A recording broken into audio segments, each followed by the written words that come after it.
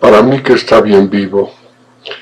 Me dije, saboreando la portada y contraportada de Ni muerto me doy por muerto, novela de Luis Tomás Cervantes Cabeza de Vaca. Y recordando que hace casi 45 años, en recesos del Consejo Nacional de Huelga, sonriéndome amable, ponía a prueba mis reflejos con preguntas como: «Químicas, ¿qué tanto sabes de química?». Un autor que comparte el título de su novela con el narrador único de la misma, para mí que está bien vivo. Ambos coinciden en que no es menester que el lector se entere del nombre o apodo del personaje, que es a la vez quien piensa, reflexiona, recuerda, imagina, sueña y narra. Aunque reitera en los instantes que en voz alta se interroga: ¿cuándo morí? ¿Cómo perecí? ¿Dónde fallecí?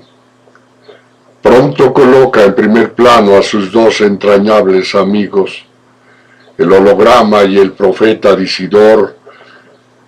Destaca lo que vivió con ellos, muchas de sus vivencias individuales que cada uno de ellos le contó o imaginó que le contaron o inventó para darle cohesión a la realidad, sin olvidar los sueños compartidos por los tres, o por los cuatro o por miles.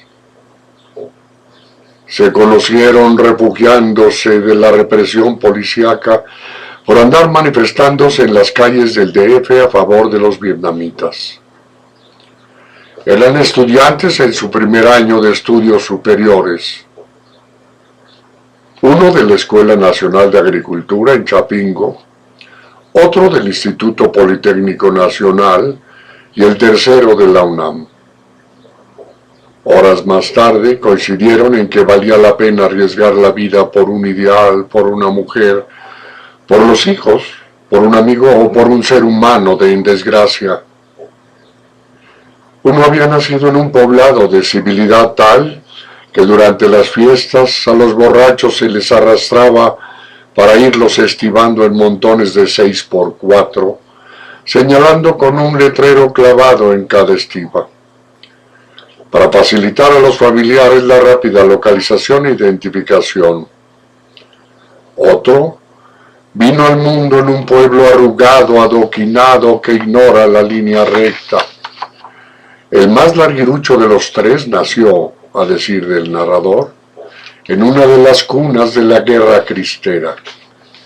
Tierra de mujeres bonitas y devotas, de hombres laboriosos, bragados, mujeriegos, parranderos y santiaguados.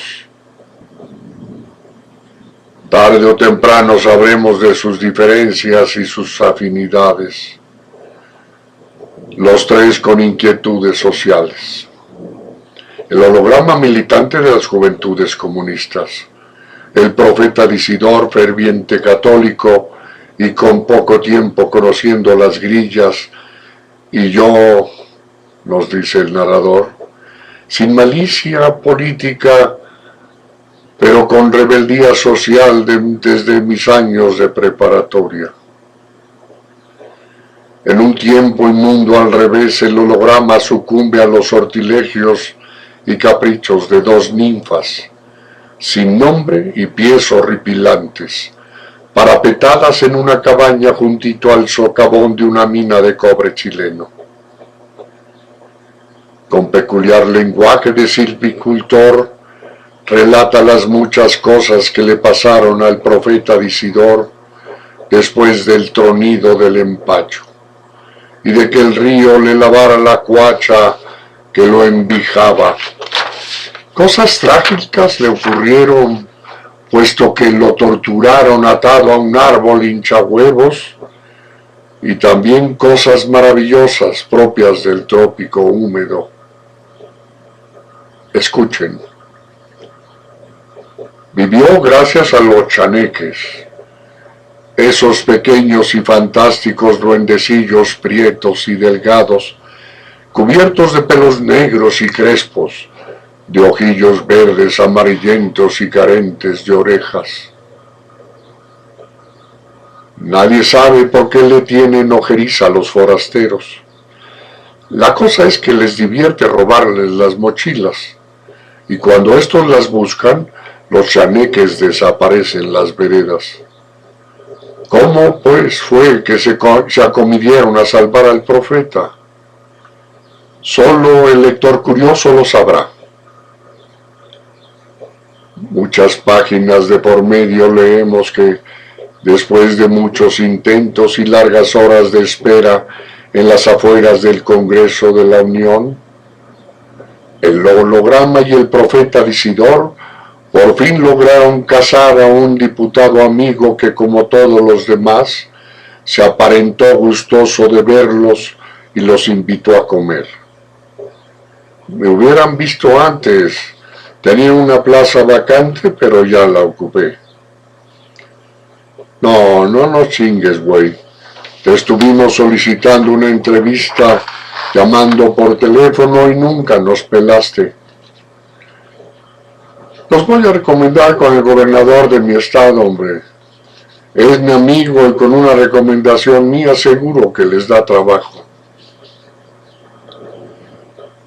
Ya en la oficina del gobernador, una recepcionista les informó que el señor no tenía conocimiento de su visita, que no estaban agendados y que le era imposible verlos.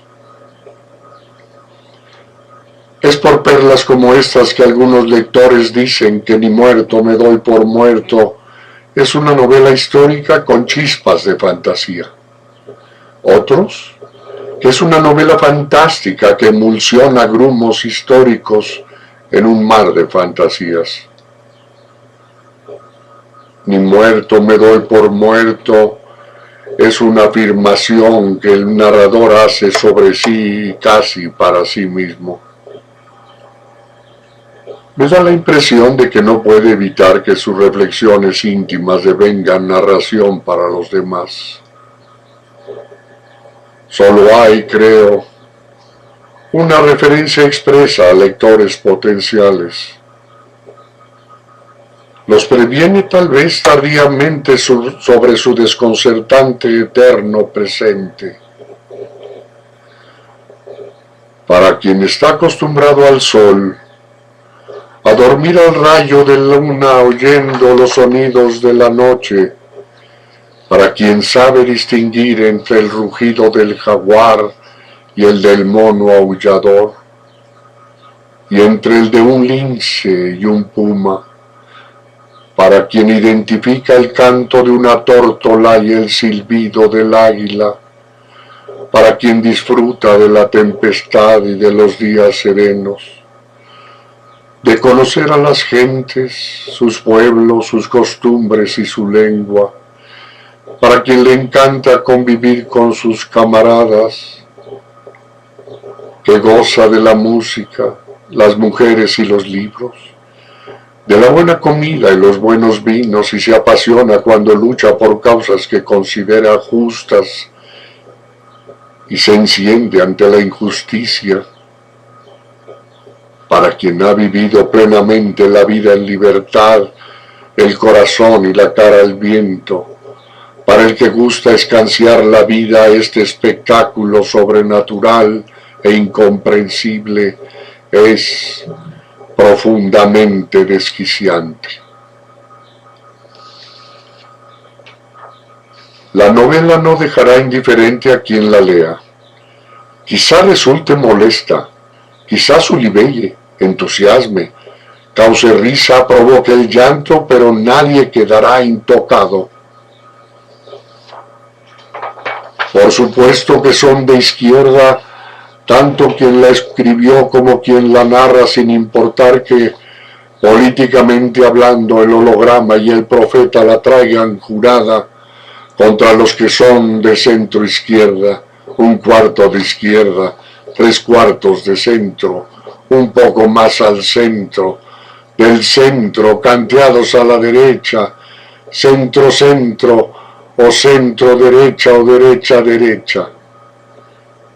Todos tienen que leerla. La novela no les escatima a los personajes momentos deliciosos, como en aquel en donde una mujer soberbia, como toda mujer que se sabe hermosa, le dijo: «Profeta Disidor, aquí no eres extraño.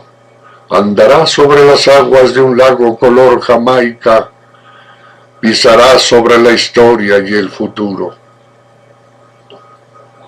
El narrador cuenta cómo el profeta Disidor y el holograma gozan de la vida al aire libre en la República Chilena de Salvador Allende.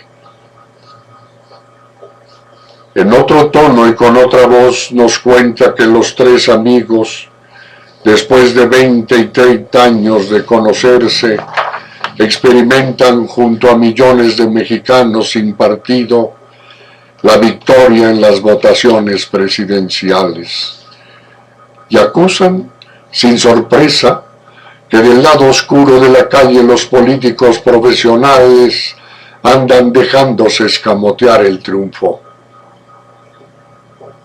Enrique Díaz Michel, en Las armas de la imaginación, primer prólogo de esta obra, saca a colación los intensos y críticos acontecimientos que se apretaron en solo 2 meses del año 68.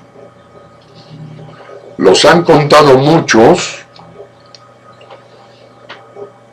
y nuestro narrador no se queda atrás, los cuenta a su manera y lo que nadie cuenta. Sus 1000 y más días recluidos en la cárcel de Lecumberri como presos políticos. 3 personajes, 3 mundos personales, 3 crujías repletas de presos políticos. Algunos con muchísimos más días de cautiverio, otros sin olvidar a las compañeras recluidas en Santa Marta, Catitla. Momentos críticos donde la solidaridad alcanzó las más bellas formas.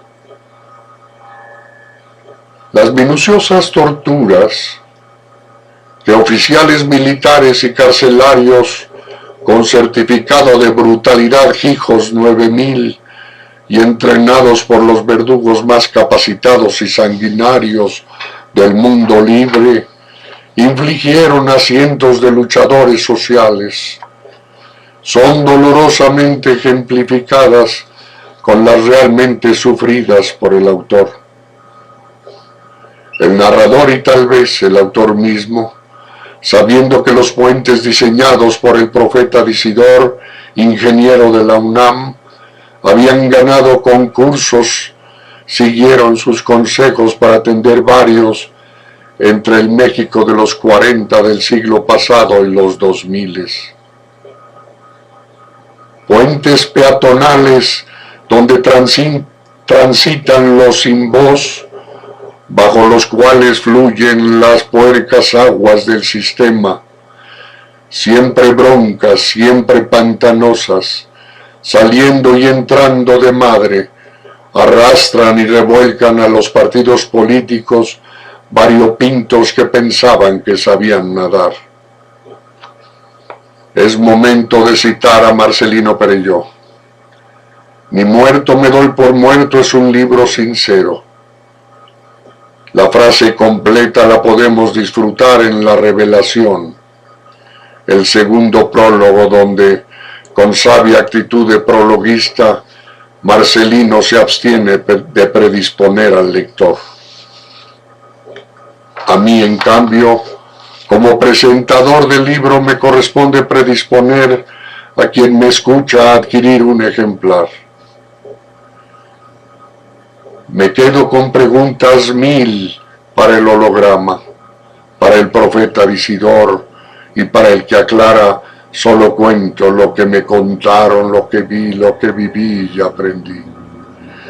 Los lectores que estamos encerrados afuera, que estamos recluidos en el apando urbano, en el bucólico apando, nos quedaremos con que Ajax Segura, personaje realmente existente, no era traidor, siempre fue tira, hacía su chamba, era enemigo desde endenantes.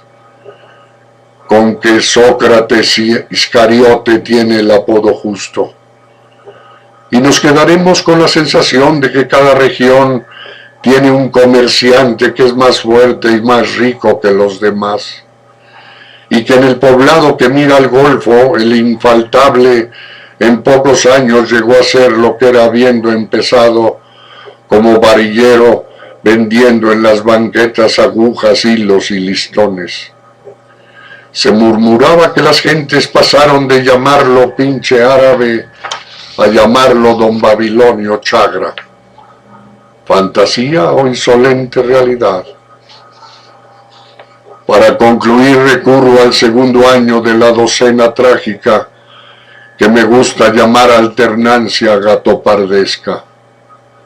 El narrador describe la travesía digna y maravillosa desde la Ciudad de México a un poblado veracruzano en la que el profeta Disidor y él habrían de cargar el cadáver del holograma muerto de manera súbita, sospechosa y criminal.